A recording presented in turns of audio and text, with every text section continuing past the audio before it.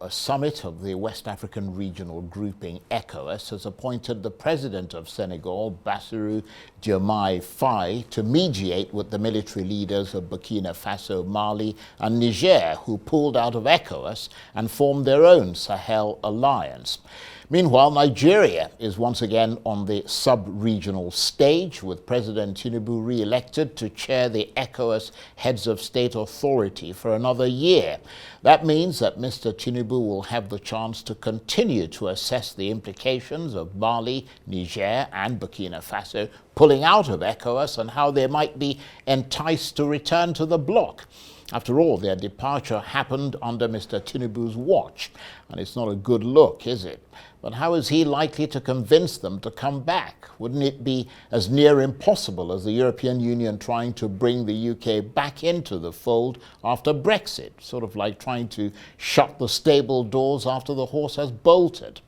Well, at the very least, President Tinubu has the opportunity for another year to ponder the various possibilities and options of dealing with these three states and their obstinately uncooperative attitude. I wonder if he regrets waving the big stick at them in the first place.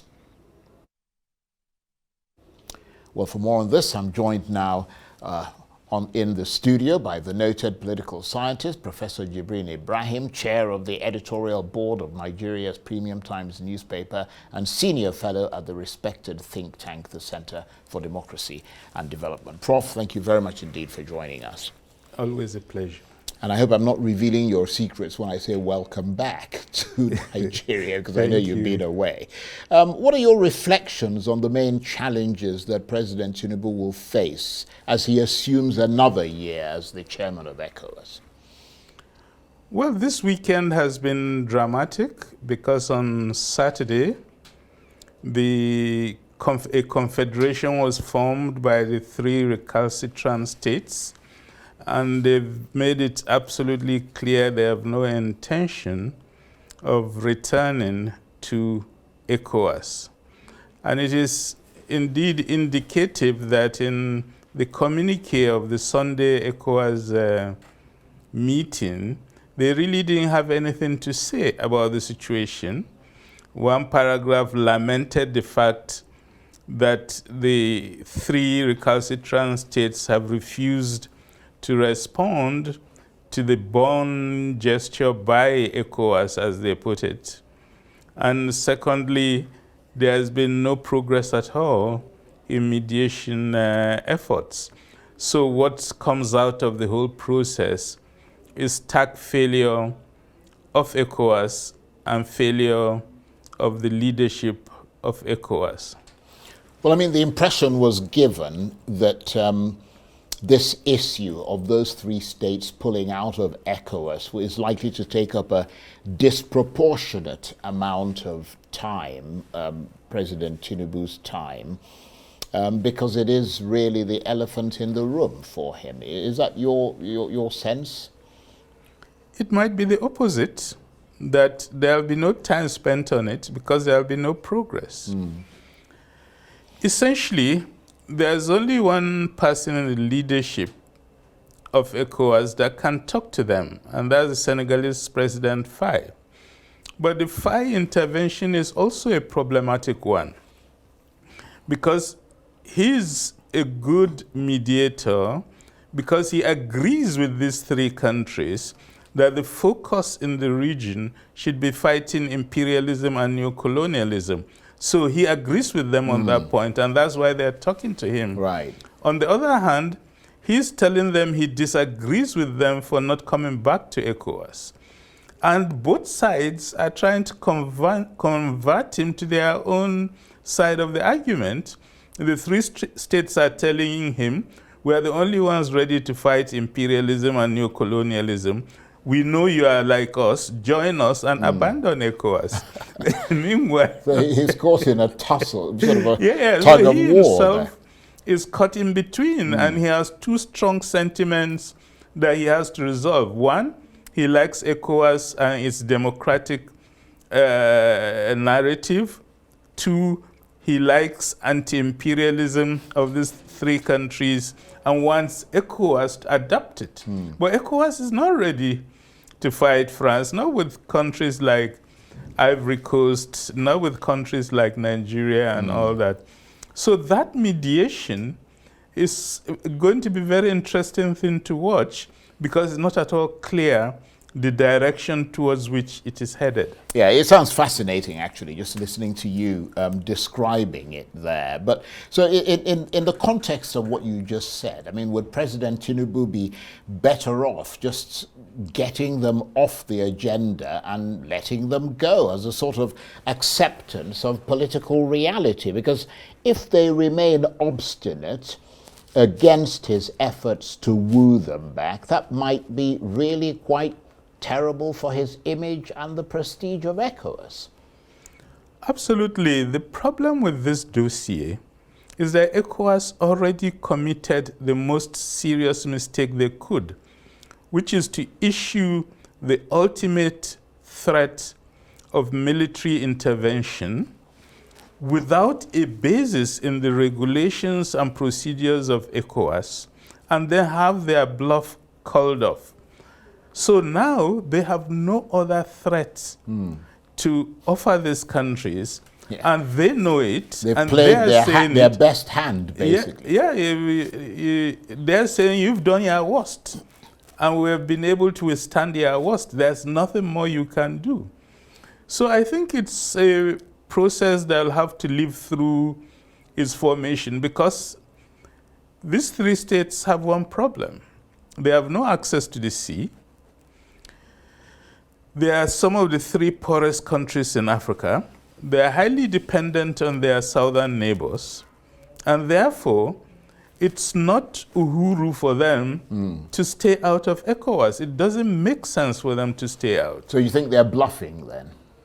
They are bluffing, but the issue is because they are taking concrete action, that bluff may turn out to be a reality. Right. And of course, something has been dangled in front of them by Morocco, which is saying it will offer them passage to the sea and a port in Western Sahara, which it colonized by force and therefore doesn't own. And I'm not sure at all that that will work for all the three of them, given the distance between Western Sahara and these three countries. So it's really a situation where effective mediation, if it works, will be in the interest of both parties. And I do hope that President Faye of Senegal is able to make headway and is able to make both sides see the sense in coming together. Because it's not just the prestige of Nigeria, it's also that of ECOWAS. ECOWAS has been weakened by this departure. If you look at the map of ECOWAS, now you don't recognize it, because more than half of the territory of ECOWAS is occupied by these three countries. So it's a totally different map. It's a weakened situation, and we really have an interest in keeping the doors open. But there must be some measure of confidence, though, in ECOWAS, or at least hope, which is why they've appointed President Faye to be the mediator. And just in terms of the strategy, might they be better to simply present ECOWAS rather? I mean, you mentioned that they've waved the big stick. That clearly didn't work. So maybe, as you said, they've played their best hand, basically, well, their strongest hand. So maybe they need to go the opposite way and simply present ECOWAS to those three countries as a dependable partner and ally and a good neighbor. Well, I think that's the argument they've So tried. it's the carrot now, not the stick. Yeah, that's the argument they've been making. They withdrew all the sanctions. They assured them they meant no harm. And these three countries didn't even have the diplomatic nicety to reply to the mail from ECOWAS.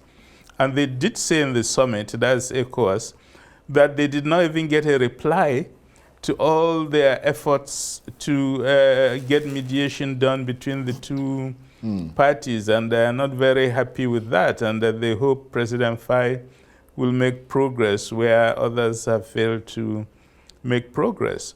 But I think the most difficult element in this situation is the fact that there are very, very strong questions on why did ECOWAS threaten the use of force, given just 1 week notice, when it had a procedure of calling on these countries to reverse, then a second phase of the use of sanctions before threatening the use of other measures.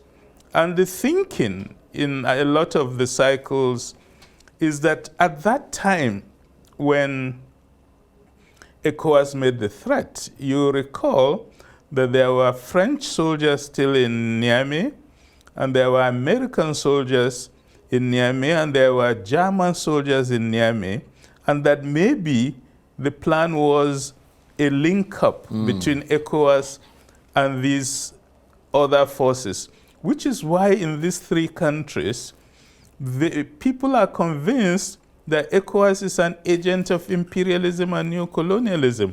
And this has made these three military fellows very popular and made ECOWAS very unpopular among the population. So that's part of the equation. These three junta leaders can't come back to ECOWAS at this time because they have mobilized their populations very successfully against ECOWAS, and their people now hate ECOWAS. So I think the whole thing needs time to thaw out and for reason to begin to seep in as the economic dimensions of this separation begins to hit the three countries. That's a very interesting, very illuminating analysis. And given that Nigeria, in the person of President Tinubu, was spearheading those moves, aggressive moves at the outset against those countries, do you think all this might also poison the well of Nigeria's image abroad? I think it definitely did that already, because what it showed was the incompetence in the foreign policy decision-making that were made. Because when threats are made that are not credible, and when long-lasting allies are threatened in a way that makes them lose confidence in the friendship and the relationship, then you are creating a serious threat to your own security and your future, because Nigeria has a 1,500-kilometer border with Niger, and there are two fronts of active insurgency: the Boko Haram insurgency in the northeast and the banditry in the northwest. And both of these are across the border with this country. And as we all know now, the forests in the western part of this country are now have within them some of these Islamic jihadist fighters that have moved there and are within Nigerian territory. So there is this possibility of a coming together of all the three key forces: the jihadists up north, the bandits, and the Boko Haram elements. And this is a very dicey situation for Nigeria, and we shouldn't really have made moves that will make us get into this very difficult situation for our own internal security. And sort of beyond the specific issue of ECOWAS and these three recalcitrant states, to use your term, what are the big issues that might emanate from this, but beyond that? What are the big issues for Mr. Tinubu as far as Nigeria's foreign policy is concerned? I think is really making a good analysis of the geopolitical dimensions that are currently affecting the world. The war in Ukraine, the war in the Middle East, the expulsion of Western forces from a significant part of the Central Sahel, the entry of Russian forces as allies to some of these regimes at a time in which the Western forces are being pushed out. All of this creates a very, very novel situation where the moves you make can be very important, especially as there's a strong political economy dimension with the BRICS countries challenging the dollar and the structure of the world economy. So this is one of the most complex and difficult times to navigate. And I'm not seeing the thinking of where we are positioning Nigeria in this interface. All countries in the world are now positioning themselves. The Indian Prime Minister is in Russia today. There's so much diplomatic activities and people are making their moves. India, for instance, is very clear what their moves are. They want to situate themselves in a way where they are neither in one camp nor the other, but are able to play in both camps. Others are choosing one side. What is the thinking in Nigeria? We don't even know. There's absolutely no discussion on the reflections ongoing by our foreign policy establishment on how we are situating ourselves in this complex world. And what's happening to the north of our border is directly part of these dynamics we are talking about. That's a fascinating analysis. And of course, Nigeria's foreign policy is increasingly tied to economic development, which is linked to foreign investment in this country. At the outset of Mr. Tinubu's presidency, the scale of his outreach to the world looked impressively enormous. But a year later, when you now look closely, clearly it's not as it seems. The result is clearly low, and we're not seeing investors coming in, are we? So on that front as well, we're not seeing success. Well, you see, Nigerian leaders tend to believe that they will convince foreign investors to come to their country. You can't convince them because they look at the fundamentals. If there is peace in your country, if there's rule of law in your country, without your begging them, they will come on their own. But when they look at the dynamics and they come to the conclusion that my investments will not be safe in this country, it doesn't matter what you say or do, they will not come.